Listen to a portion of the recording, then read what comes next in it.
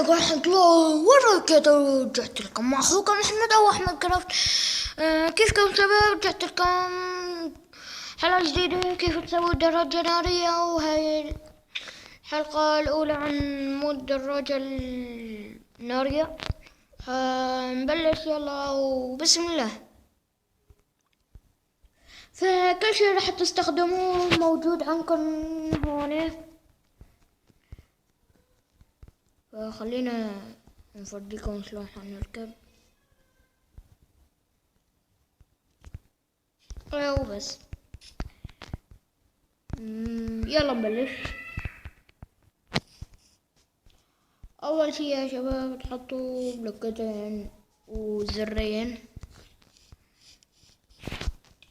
اول شي هاد، فحطوا هذا هون، وحطوا هذا راس التنين حطوه، لا مو لهون، هيك لازم يكون هيك سوي عند هذاك الطرف.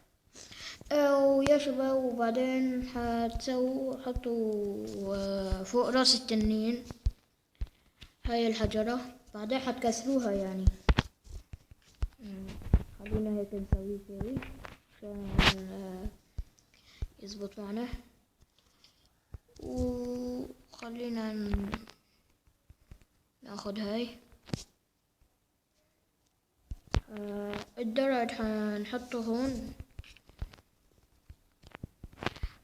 هو شغلته بسيطة كتير يعني، هالموتور الدراجة النارية شغلته بسيطة كتير وبس. هاي هي كانت الدراجة النارية. نسيت شغلة، هاي هي الدراجة النارية.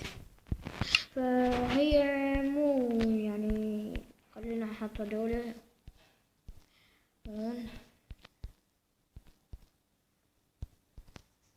وبس. خلينا نركب وناخد صورة. صوت حمار نقدر بس ما حناخد صورة هلا. بس ولا تنسى اللايك والاشتراك في القناة. وهي مشان ما اطول طلعت لكم صورتي هون بلا دروع بلا شي. بس لا تنسى اللايك والاشتراك في القناة إذا مالك مشترك. وما هالدراجة ما بدها لا مود ولا أي شي. إذا عندك ماينكرافت 1.0.4.0 فيك تسوي هاي الدراجة. ومع السلامة.